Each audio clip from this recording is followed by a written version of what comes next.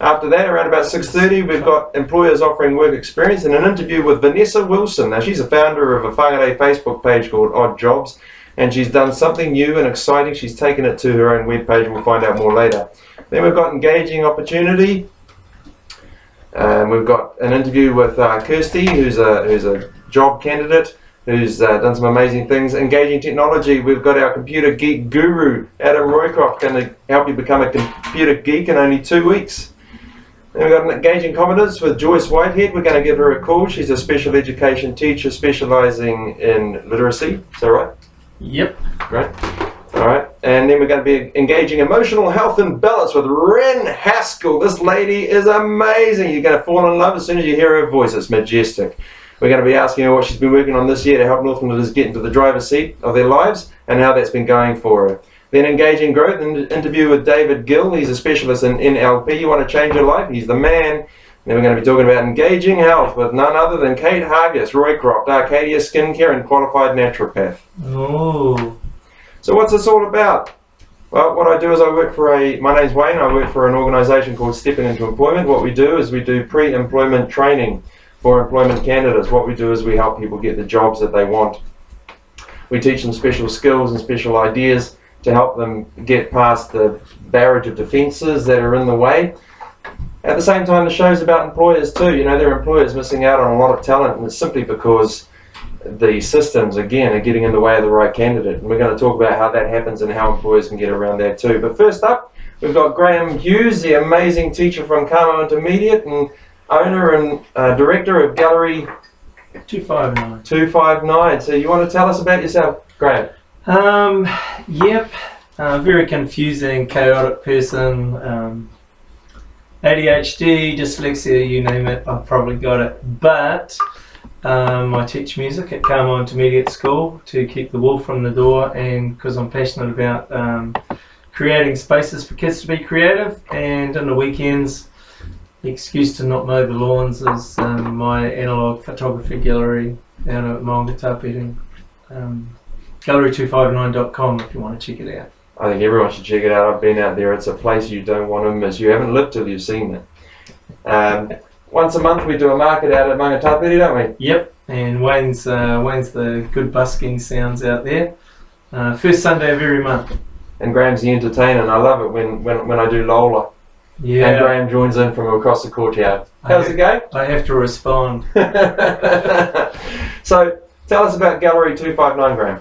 I think I've been taking photos all my life, and I got to the stage where I just got tired of photos being inside your camera or in an online gallery on the internet, and through a series of circumstances came up with the opportunity to hire some space out by the Office Cafe where you have great coffee, and I started putting my pictures on the walls, and it's kind of grown from there. I don't make any money, but meet a lot of really cool people, and it's a whole analog thing. Got a dark room out there, and it's a very cool space. I've always enjoyed the conversations I've had with you about analog versus digital. I know you love analog, but you're not a complete. What should we say? You're not a Luddite. No, you're not. No, in a matter of fact, it's a hybrid world, because if you put an analog image, when you scan it and put it up, it's a blend of analog and digital. But I must confess, I love the times when I can't find my digital camera, because I have become pretty analog, and I've realised analog is more of a lifestyle thing too. So, how's that? Snail mail. I hate to say this, you guys, but I don't love my phone. My phone is not always at my side when it beeps. I don't rush to it, and so I'm not driven by things that are digital in today's world. And I like that. I like being away from my phone. I like that my battery goes flat and people can't get me. I think we can become too connected. So in terms of, because what this part of the discussion is all about, this is all for the people getting ready for work, the candidates. And one of the things that I always tell candidates on our Stepping Into Employment course is that if you find a job that you love, you'll never have to work a day in your life. And the problem with that is we need to figure out what it is that we like, and there's a whole lot of soul searching that we do on course with people to help them get to where they want to be. First of all, the first step is to figure out where it is they want to be, and that's really, really tough. So you've got to a point. I see your Facebook pages. I talk to you out of my Tapiti, and I hear the passion, and I hear the excitement, and I never hear a gloomy word. You found your passion. How did that come about? I've probably got multiple passions, really, and I was thinking about this driving in, I think unless you're really lucky, you don't find your passion when you're young, or you might go through a series of passions. You know, I'm 59 now, and I've been teaching for like 34 years, but this is something that I'd love to be teaching from the gallery. I think you go through a series of passions, and I was thinking, well, what do you say to people? How do you find out what you're passionate about? And I came up with this, is you've really actually got to live and do things and try things. You don't find your passion sitting in front of the TV or glued to a PlayStation game or anything like that. You've actually got to get out and do something. And I am afraid that I'm a little bit skeptical about whether people actually do that in society anymore. You've hit on something there. You've hit on something there that I'm really excited about. Actually go and do something. Doesn't matter if it's going to work. Doesn't matter if you're even going to like it. No. Just go and do it, right? Yeah. You know, and I mean, in this day and age, it seems like I don't know. You're the teacher. You're the expert. But the impression I get is that a lot of young people are kind of told you can be anything you want. You can do anything you want, and we're going to support you. And I think there's a lot of pressure there. And I think that pressure creates a situation where people are thinking, and they don't want to do because they don't want to do it wrong. They want to get it right first time. That's not what it's about, is it? No, it's not. And I think with that, and while I believe in all that positivism about, you know, you can do anything, there's a lot of unrealism there. I've met people who, you know, want to be this or that, and it's totally actually unrealistic. And I'm not wanting to kill dreams, but the whole thing of doing something is tied up with knowing yourself, and you know, some people do get jobs because they're in the right place at the right time. Most of us grind away, but I think I've lost track. It's my ADHD, guys. Well, you said you were 59. I don't believe you. You don't look a day over 29. Oh, Wayne, you're so kind. I just wish I had long hair like you. Are you going to tell me to get a haircut, surely? No. But the whole living thing is, it doesn't happen on your couch. And you know, I came through teaching when people would say things like, we don't know what the jobs that kids are doing haven't even been invented yet, and so you got to acknowledge that the world is really changing, but that doesn't mean you have to become a victim to the change. You can do something great. If I could be a plumber, I'd be a plumber, because it's a really skillful job, in demand. There's all this kind of stuff that isn't being a trainer or doing something that's unrealistic that somebody's got the idea of through living in an unreal world.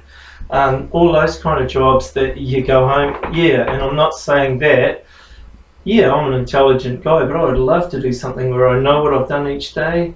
It's physical work, and I'll do some different things. I've loved teaching. Teaching's really demanding, and lots of people's lives have touched mine, but you don't have actually something to show for it at the end of the day. It's a very obscure thing. I'd love to be a plumber, carpenter, digger, driver. Speaking about finding your passion, you know, sometimes you really do fluke. I mean, the guy that runs a Mid-North class of Step Into Employment, Gary Hack, I'll tell you a little bit about the story about how he became a teacher. Sounds good. So this is how he became a teacher. He loved sailing, absolutely loved sailing, and what he wanted to do was get a job where there was lots of time off. His number one value is free time. That's what he values more than anything. Yeah. And when he has that free time, it's the sailing. So he was at school there, and he thought, gee, what are these? You know, we get all these breaks when we're students. What do the teachers do when we go on a break? He thought they go on a break too. So he thought, right, teaching's for me. Now, okay, he's one of the lucky ones, because it just so happened that he's really, really good at it. Right. But I don't think everyone is that lucky, are they? No. No, because it basically boils down to, you know, and when you think about it in terms of jobs, you've got to love people. And I know that, you know, not at my school but in my career, I've come across people who are teachers who don't actually like kids. And that's the minority, but it can happen. Just like I know there are people who are plumbers, builders, who actually hate what they're doing. At some stage, everyone hates what they're doing. Actually, that's another thing too. I mean, being in a dream job doesn't mean that every day is going to be perfect, right? No. But if you're not enjoying it at all, that's a sign. It is a sign. But hey, I want to be real too, because like, we may have this, I don't think it's really true that you have to love what you're doing, or I think of my father, who was an engineer all his life. And what about his dad? You know, there is a sense that we work. I don't live to work. And so when you're saying, I've got to enjoy it, then it's almost like saying, I live to work. I don't. I'm sorry. I work to live. I work to pay the mortgage. And so there is that character thing where you dig deep and you'll go and do your 8 hours even if you dislike it, but you appreciate what that does, and it's part of the cycle of life. So I don't think this whole thing of you have to enjoy every day, but it does mean you've got choices. There were more choices when employment was different. But yeah, that's the other side of the coin for me, Wayne. Yeah, and I agree with you. I think too that there is no dream job. There are some days that are better than others. But I think at the end of the day, if the work is delivering you something that is a dream, if it's part of a plan, I guess it comes down to, have you got a plan? Mm. Have you got a plan to find your passions, to do what's important to you, and perhaps work as part of that plan? Yeah. It's that old thing, isn't it? You know, if you aim at nothing, you hit it every time.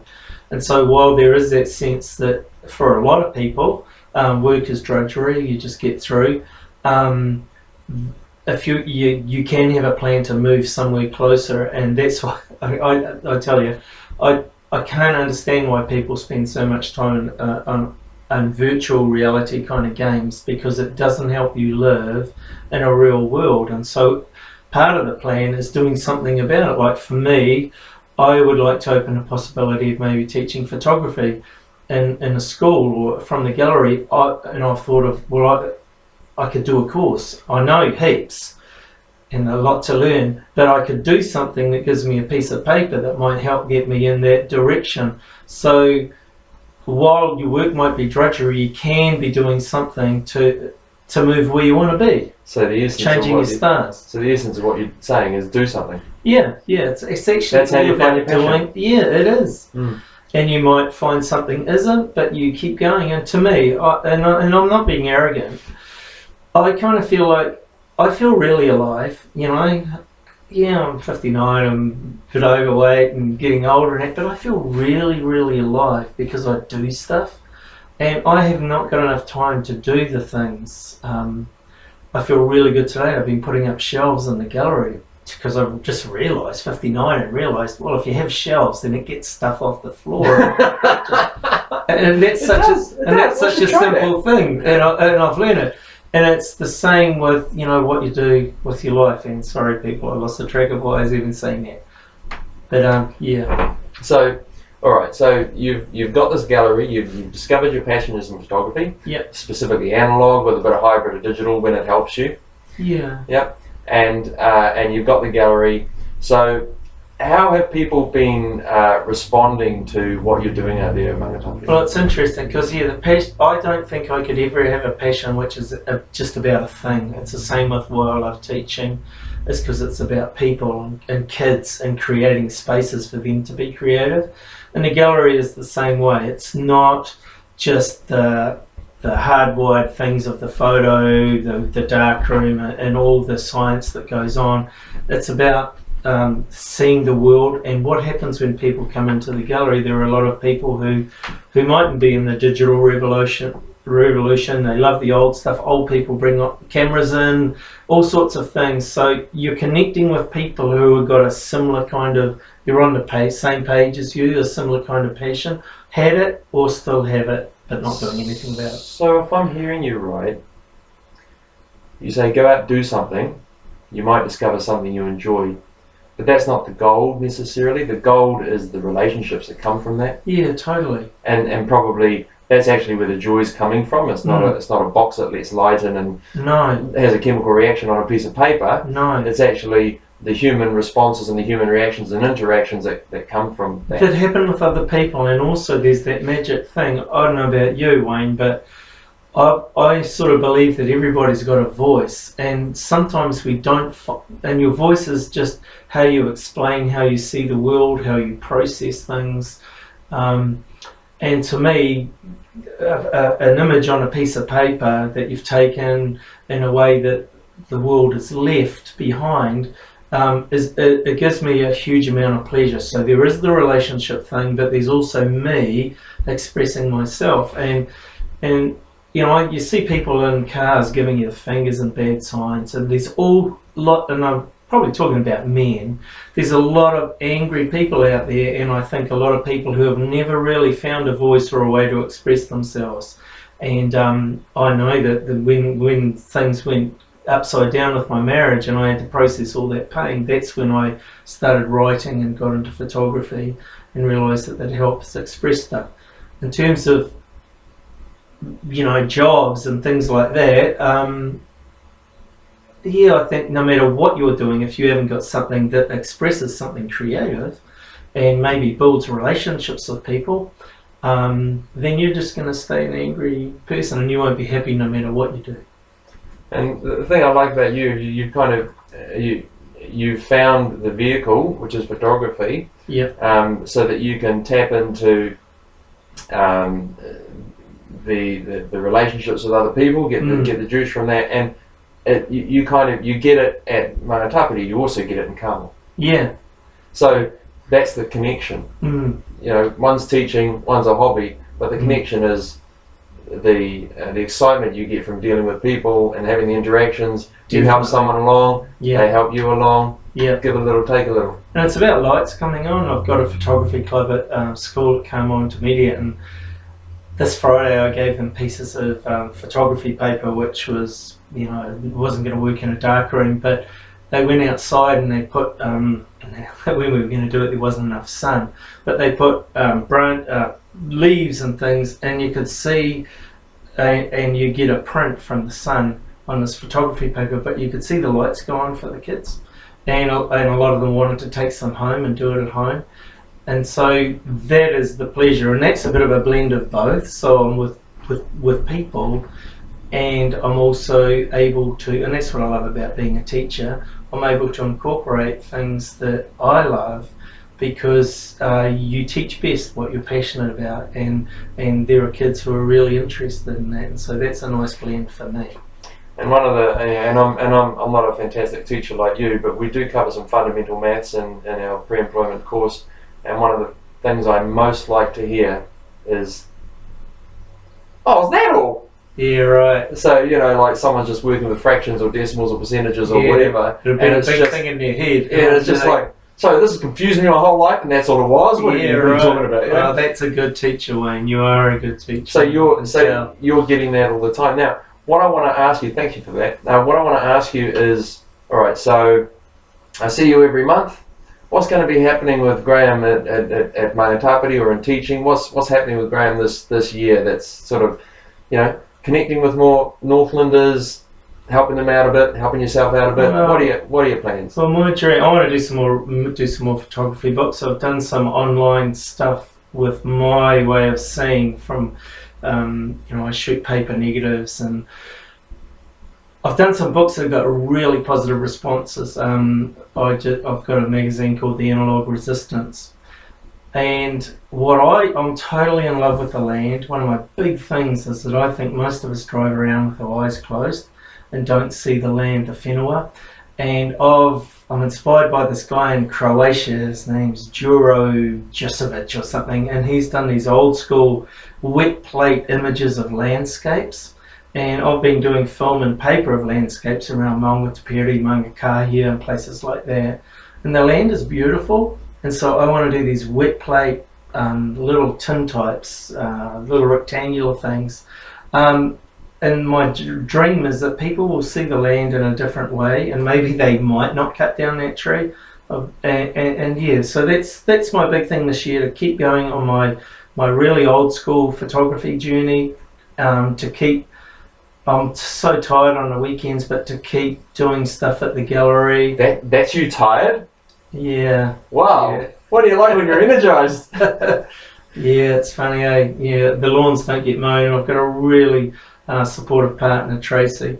But so yeah, that's what I want to do. I just want to keep moving. And the trouble is, you're teaching any job, I suppose. I don't know how you find it, Wayne, but you get home and I'm tired, I'm drained. Especially with you working with people, when you're working with people and you're giving away bits of yourself.